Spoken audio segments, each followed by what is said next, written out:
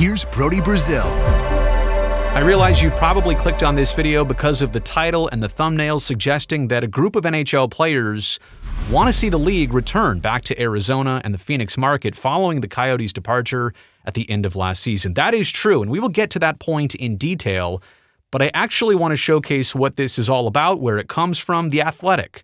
Before the start of this hockey season, it polled 60 different players during media days, and they touched on a wide variety of topics. And yes, that return to Arizona is one of these topics. We'll get to it later on in the video. If you want to just skip there right here, right now, I'll put the timestamps down below so that you can do that. But let's actually begin with a pressing issue of payrolls. The Athletic asked these 60 players, should the NHL address the advantage teams have in, quote, no state income tax states? That's right, your salary might be the same across the league no matter what team you play for or if you get traded, but the way you get taxed in respective states is different. Some states have lower income tax, some states have higher income tax, some states have no income tax, and players say that the NHL should not do anything to try and compensate and try and make this an even playing field for some teams, that players can get a little bit more juice out of their orange with their paycheck because they're not paying as much taxes. Here's my takeaways on this. Did you know that 4 of the past 5 Stanley Cup winners and 7 of the past 10 Stanley Cup final teams, they are from non-income tax states? So how does that work? More attractive situations? Are the good players going to where they can take a little bit less because they know they're going to get a little bit more out of their paycheck with no tax being taken out of it?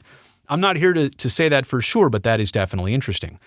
As much as players say that they don't think there should be any alterations here or compensations here, almost 85% of fans think that non-income tax states do have advantages. Players don't want to see it touched. Fans think, well, there is definitely something to it. This could be a very complicated fix to the NHL, for the NHL to try and do the tax compensations, and then what would teams have to do? Pay extra money or players to take it out of their checks? I don't even know where to start on this, but it would be very difficult to figure out. I also want to say this, as much as getting a little bit more money out of your paycheck might be lucrative and might be enticing, you know what else is enticing? Winning. Winning fixes everything. Winning is also a magnet as much as how much extra money you can get out of your paycheck. All right, should the NHL address LTIR, long-term injured reserve, and tweak the rule like perhaps adding a playoff salary cap? Now, we've seen multiple teams kind of get around this rule, most specifically and most infamously, not famously, most infamously, the Vegas Golden Knights. The last couple seasons, Mark Stone has been injured for most of the season. And then round 1, game 1 of the playoffs, he is ready to go. And his salary all season didn't count because he was on the LTIR. But in the playoffs, as it basically says here, there is no playoff salary cap. If you can believe it, there's a salary cap for the regular season only. So should the NHL address this? And a majority of players say yes. They need to change this situation. They need to fix this situation. I mean, how could that be? You're a hard cap league for all of the regular season, but then when the playoffs come around, you can bring back all of your injured players, make them healthy again, and no matter how much they cost, it doesn't matter anymore because the cap is completely gone. Here's my takeaways on this. Some recent lightning rods, include Mark Stone and Nikita Kucherov of the Tampa Bay Lightning. They also kind of went through a similar situation as what Vegas is getting fingers pointed at them for. Players, by the way, in responding to what you just saw there, even though they largely favor change, they're not suggesting anybody's faking it. I think in their minds, that's below everybody. That's not happening. But the NHL is definitely aware that most of its teams want some kind of change. And again, I guess I didn't even fully realize this until a couple years ago, that there is no salary cap in the playoffs somehow, which is like the most important time of the season, the most pivotal and critical. It should stay the same, that you can't bring in a bunch of extra players back just because it doesn't count against the regular season salary cap. Okay, there is no All-Star game for the NHL this season. They're having the Four Nations tournament, and so the Athletic wondered, is it fair that the Four Nations tournament is being dubbed as a return of best-on-best hockey when Russia, Czechia, Slovakia, Germany, etc. are excluded? Side note, I love the idea. I love what the NHL is trying to do. It kind of felt like the All-Star game and weekend, even with the skills competition, it was getting a little bit stale, and players can't go full in, they can't go full effort. There's just every league runs into this. All-star games are particularly difficult on how to make them fresh and fun and actually relevant. So a Four Nations tournament is a very good idea. And we'll get to the teams in just a second, but more so about the teams that are being excluded. And we should clarify here from the very start, this is February 12th through the 20th of 2024. Wait a second. Let me fix that. I was actually going to go back and just change the graphic, but I realized, hey, I've got the telestrator here. So we're going to do that. There we go. February 12th through the 20th of 2025. The NHL is essentially banning Russia, which is consistent with the International Olympic Committee because of their situation in Ukraine. And also the NHL, they can't field enough players on teams for Germany and Switzerland, etc., to have this Four Nations tournament be more like a Six Nations tournament. They just don't have the depth, and they only want to use NHL players. They don't want to bring in any external players for this tournament midseason. So expanding also kind of feels like it would be copying the Olympics to a certain degree. So I understand why they want to keep it Four Nations. Maybe in the future they rotate around those Four Nations, and maybe they can include some other nations. Some come in, some come out. Maybe that's the thing that keeps it fresh, the new flavor, is that it's not always the same Four Nations as part of this tournament, but it has to be rosters deep enough of NHL players to field these teams. Okay, now you've gotten to the part of the video that everybody's tuning in for. Let me just pause here so everybody can get ready for it. I'll give it a second. I'll let it breathe. I'll make sure everybody's ready for this. We good? Okay, here we go. The question is, should Arizona, Atlanta, both or neither get another crack at an expansion team? And to really no surprise, 53.1% of what these 60 players said Arizona should get a crack. They didn't say both, right? And they didn't say neither. Half the players say, you got to go back to Phoenix. You got to bring the Coyotes back. If it's Arizona and Atlanta, or both or neither, like we're not including other options here, Quebec City, we're not talking about Houston or anywhere else, Arizona and Atlanta, because they've both had teams before, obviously a little bit longer ago for Atlanta, but Arizona kind of felt like it really got ripped away and it was done under rough circumstances. So it's good to see that players favor an instant return to Arizona. Now, it's also interesting here that Atlanta, wow, does that equate to like one vote? That somebody would think that they should go to Atlanta but not Arizona, or not even both, or neither? Now, it is interesting. 28% said neither, which we'll get into that thought here with the takeaways. The Arizona climate, by the way, is so much enjoyed by hockey players during the winter months. When you can rock flip-flops out of the rink after morning skate, whether you're the home team for the Coyotes or the visiting team, they love going to the warmer desert in the months of December, January, February, March, during what is an extremely cold time of year in most other markets around the circuit. Obviously, ownership issues, they have plagued the situations in Arizona and Atlanta over time, so you can't necessarily blame the fans. I do think that Arizona is better built and more structured to have a team and be successful instantly versus Atlanta and the several locations that they're considering. Phoenix and where they're trying to do it, either in Scottsdale or Tempe, it all just seems like the setting and the fitting is quite right. Now, some do view going back to a market that you've had to previously vacate. Now, I don't subscribe to this, but some of the players said to The Athletic, as much as they cast their vote, it's kind of like admitting failure to go back. I don't buy that. Or at least, it's not the failure of the right people, or is it the wrong people? It's not the failure of the fans. There's no reason you can't go back. Yeah, there are some people that probably failed the process, but let's not include them in the future and what could be because of select individuals who are no longer even around and failed the entire process. And maybe to some degree, maybe it is more exciting to try new and untapped places. And maybe there is more of a buzz and excitement of, oh, the NHL is going to Houston, or you name it, or wherever, than going back to Atlanta or back to Phoenix. But I'm here to say, at least in the case of Phoenix, I do think there is some redemption that they're deserving of and is necessary for the league to do. How about expansion? If the NHL were to expand outside the U.S. and Canada, what country/city should get a team? And this one actually caught me by surprise. More than a quarter said London, which I just don't think has an instant ice hockey or NHL connection. I mean, Prague, they've obviously played regular season games there. Stockholm, I've been to a Sharks game against Columbus in Stockholm more than a decade ago. Mexico City would be interesting. Helsinki and Hawaii, outside the U.S., maybe outside the continental United States. But about 6% said Zurich, Mexico City, Helsinki, and Hawaii. So literally all over the map there with some random ideas. Also 14.7% had an other suggestion. But Prague, I think, would be tremendous.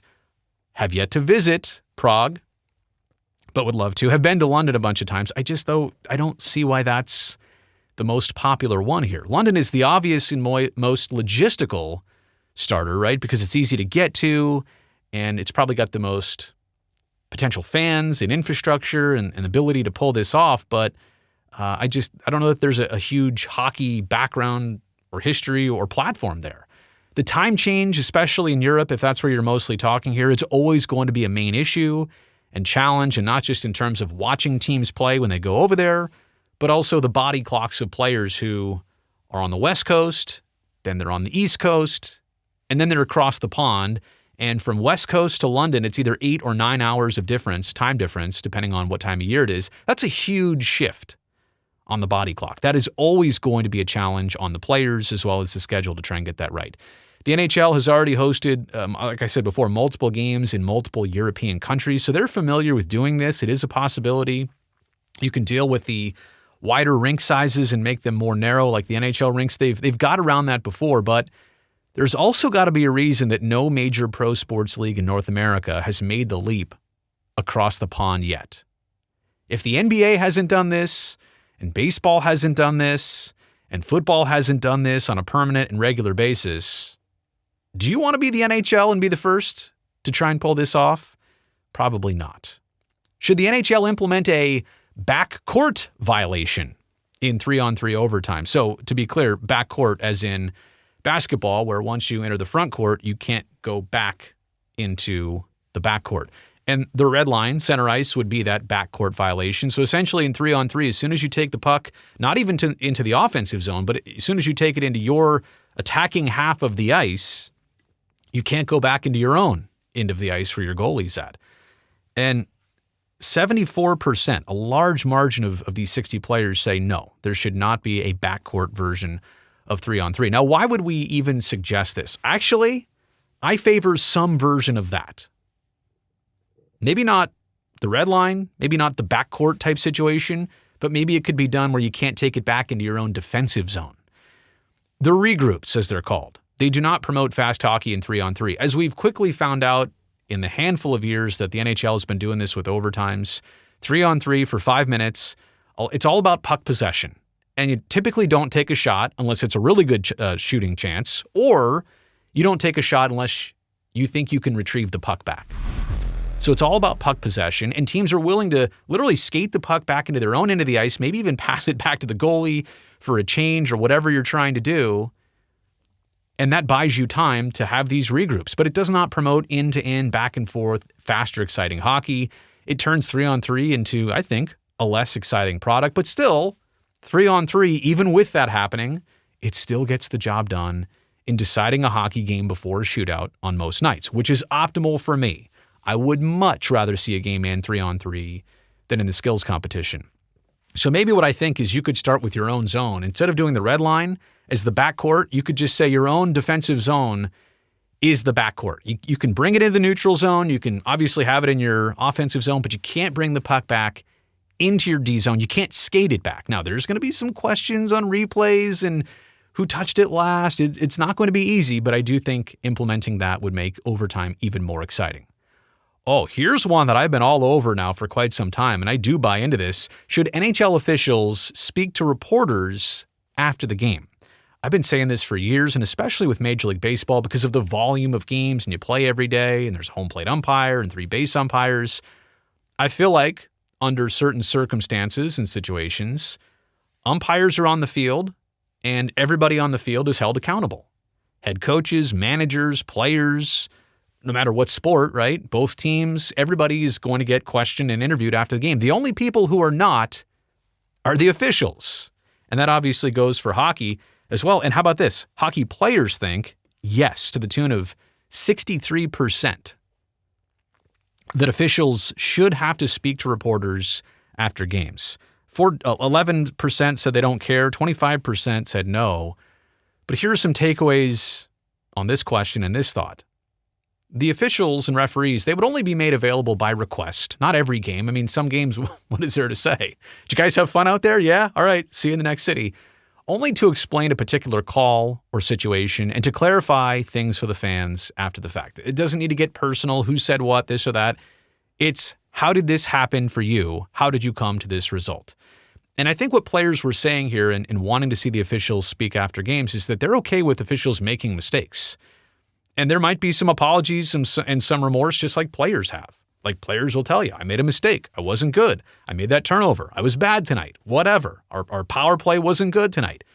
Players and coaches, they admit that stuff all the time. Officials are never forced to be accountable for human mistakes, which they're bound to make. And we all know it.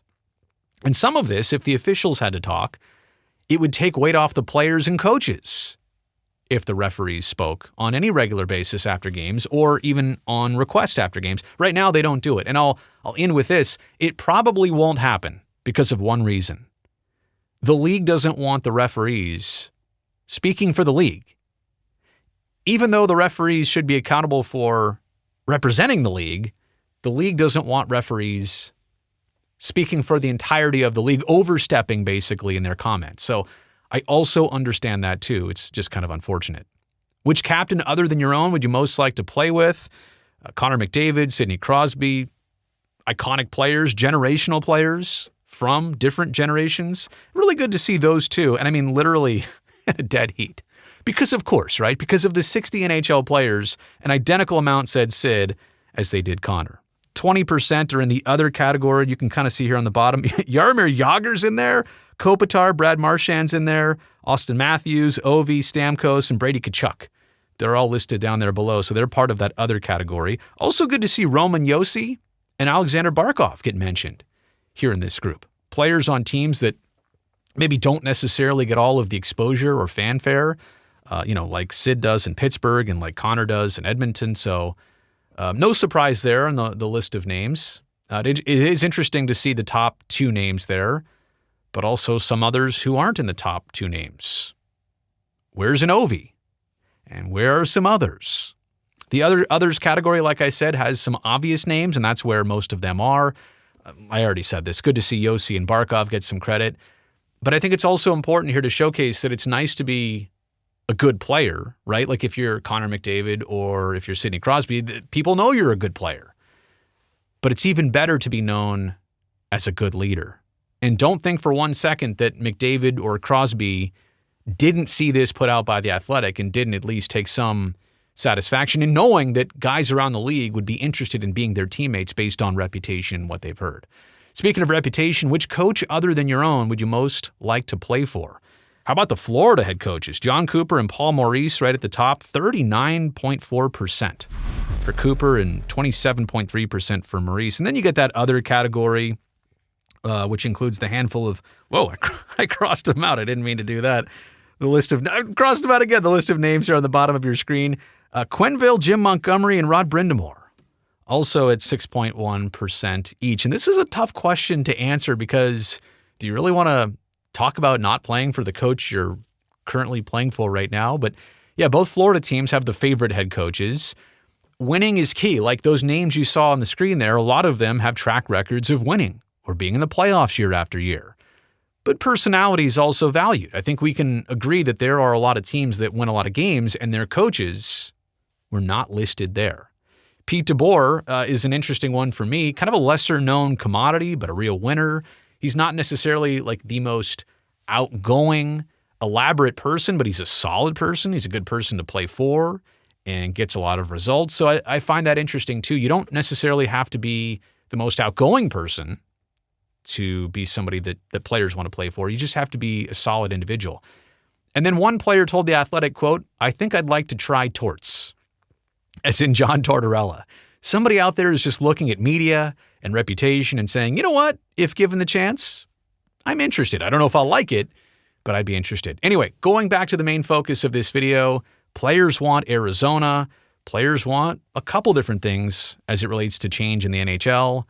We'll see what they get, if they get it, and when they would get that. That's the end of this video. Appreciate you making it here all the way to the very end. Thumbs up down below for that. That helps me, this channel, and this video. And one more thing before time runs out, go down there and make sure that you're already subscribed to this channel. What that means is that I definitely get to see you back here next time.